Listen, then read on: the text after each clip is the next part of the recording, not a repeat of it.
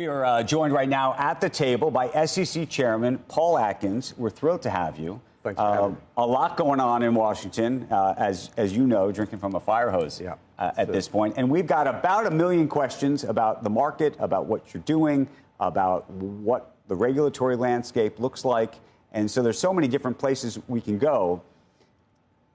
I wanted to start with actually something that happened on this set yesterday, if you'd indulge me. Sure. Only because it was such an interesting conversation, and it's now even, again, in the press today, there's Vanguard's doing something similar, which is, we've long talked about public markets and the benefits of public markets, but we've also talked about how in the private markets, there's so many companies that are still private and what it takes to get them to be public. But one of the things that's happening now is this idea of trying to let the public have access to the private markets.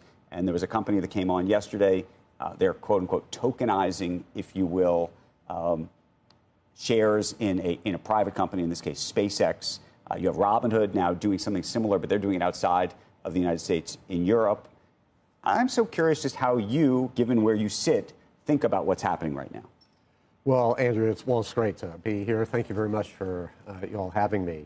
The markets have changed a lot, obviously, over the span of the last few decades. And so whereas the IPO market used to be like when I was a young lawyer starting in the mid-'80s out, that was a way for companies to raise money to build property, plant, equipment, develop their R&D and things like that. Apple, Microsoft, all of those companies started that way.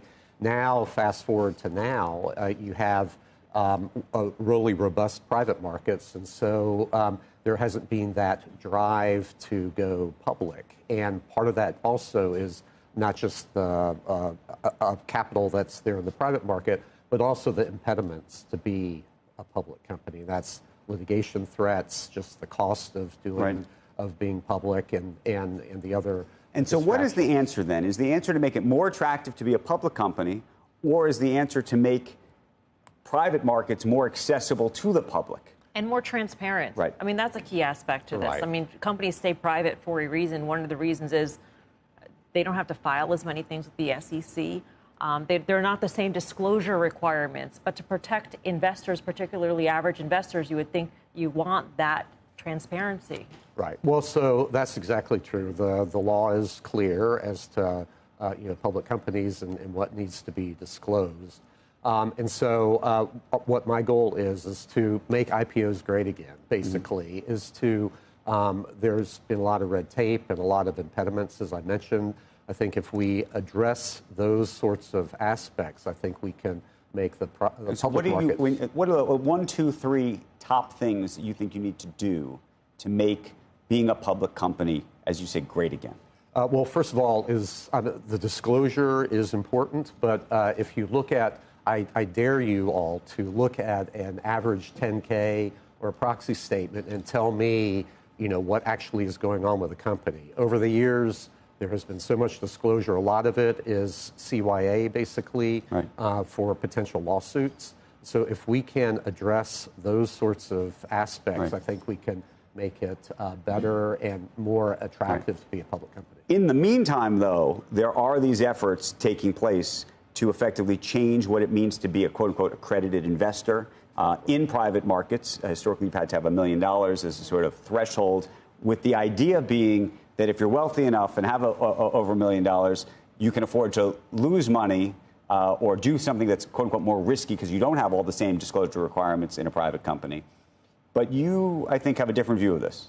Yeah, well, so I think we will definitely take a look at those rules to see what should be tweaked, because there is a lot of demand on the investor side to be able to invest into private products. And so, but that has to be done, I believe, very with our eyes open, because we don't want to have people go in where they don't understand what they're doing and they're not well equipped. And so what would that mean? We talked about tests or other kinds of things to suggest there's an education process, and it's the education that would make you accredited, not how much money you actually have.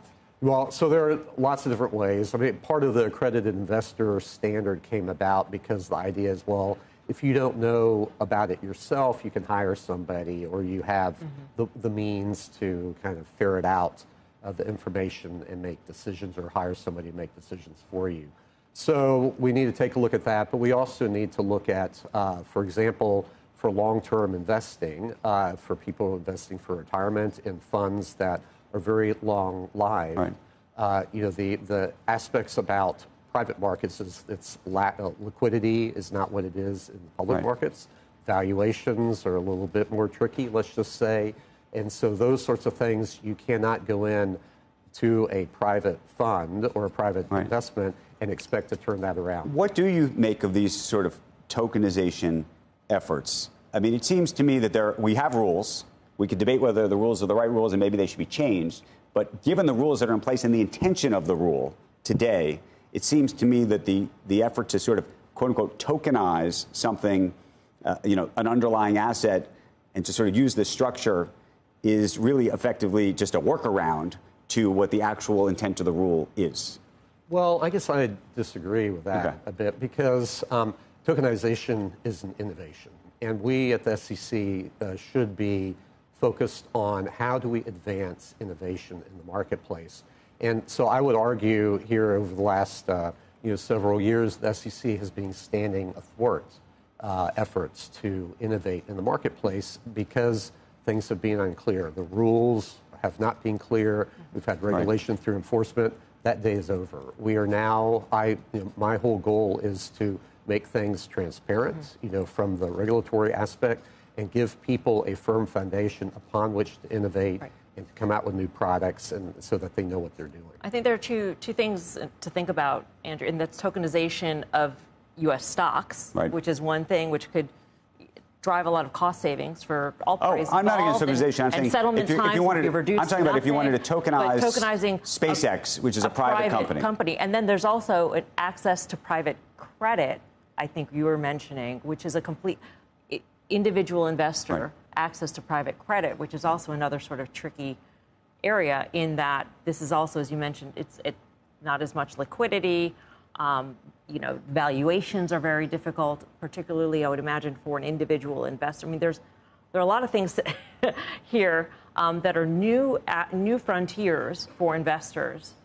Where do you stand on that? Well, two questions. So as far as tokenization, other innovations in the marketplace to make trading and holding securities easier and with quick settlement, my predecessor pushed for what we call T+1, meaning settlement and clearance the day after the trade, the trading day. And so tokenization and other aspects of doing that tokenization in the marketplace is yet the next step to have much more efficiency in the marketplace and certainty of having a trade settle. But way back in the 1960s, before our time, basically the New York Stock Exchange had to close for 2 days a week just to catch up on the paperwork from the stacks of paper certificates that were going from one brokerage to another. So then came DTCC and digitization of a securities book entry. That was a huge advance, and so now we are in a new world for